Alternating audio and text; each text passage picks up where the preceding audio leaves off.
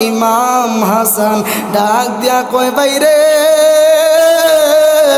কে আমারে বিষ খাওয়াইছে এটা তুমি জানতে চাইও না। আমি ডাইরেক্ট আমি দুনিয়ার কোনো মানুষের কাছে আমি বিচারটা দিলাম না, আমি বিচার দিলাম স্বয়ং আমার আল্লাহ রাব্বুল আলামিনের কাছে।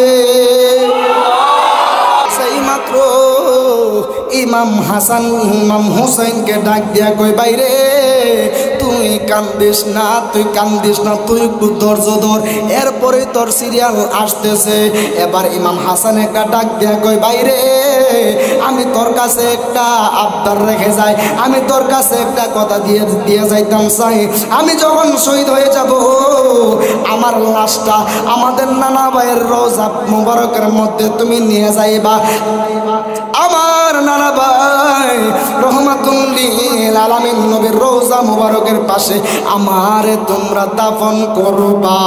কিন্তু একটা কথা শুনে নাও, আমারে যদি তোমরা ওই নবীর রওজার পাশে যদি নিয়ে যাও, উমাইয়া এবং মারওয়ান ইবনে হাকাম তারা দুইজন বাধা প্রদান করব।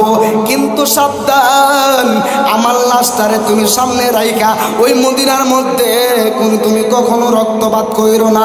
ও বাইরে তুমি কোনো দিন তুমি রক্তপাত কইরো না। যেই মাত্র এই ওয়াদাটা দিল, ওয়াদাটা দেওয়ার পরে এবার ইমাম হুসাইন এবার ইমাম হাসান শহীদ হয়ে গেলেন। ইমাম হাসানের লাশটা লইয়া ইমাম হুসাইন একটা দৌড় মারছে।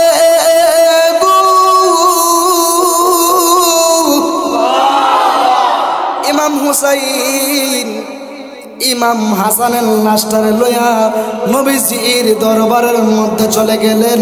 নবীজির দরবারের মধ্যে যাওয়ার পরে উমাইয়া এবং মারওয়ান ইবনে হাকাম তারা দুইজন বাধা দিল, না না না, এই হাসানের লাশ এখানে দাফন করুন যাইতো না। এবার ইমাম হুসাইন হাত থেকে যাই মাত্র তরবারিটা বাড়াইছে, তরবারিটা বাইর কইরা যেই মাত্র রক্তপাত যুদ্ধ শুরু করব, এই দিকটা নবীর সাহাবী আবু হুরাইরা ডাক দিয়া কয় ও ইমাম হুসাইন, তোমার ভাই তো তোমার কাছে কথা দিয়া গেছে, তোমার ভাইয়ের লাশটারে সামনে রাইখা তোমরা কোনোদিন ঝগড়া না করতা। তোমার ভাই তো আরেকটা উসিয়ত করে দিয়া গেছে, যদি মদিনার মধ্যে দাফন করতে না দেয় যেন তার আম্মা খাতুনে জান্নাত ফাতেমা, এই ফাতেমা জান্নাতুল বাকির মধ্যে শুয়ে রয়েছে, এই জান্নাতুল বাকির মধ্যে যেন এই ইমাম হাসানকে যেন তার মায়ের সামনে দাফন করে। আর একটু জবান খুলে বলেন না সুবহানাল্লাহ। বন্ধুরে আমার সেই মাত্র ইমাম হুসাইন তরবারিটা ঢুকায়া খুশবদ্ধ কইরা নিজেকে একটু কন্টন কইরা যেই মাত্র ইমাম হুসাইন তার ভাই হাসানকে উনার আম্মা জান্নাতুল বাকির মধ্যে খাতুনে জান্নাত মা ফাতেমার সঙ্গে ইমাম হাসানকে দাফন করে দিলেন। চিৎকার মেরে মুহাব্বতে বলেন না সুবহানাল্লাহ।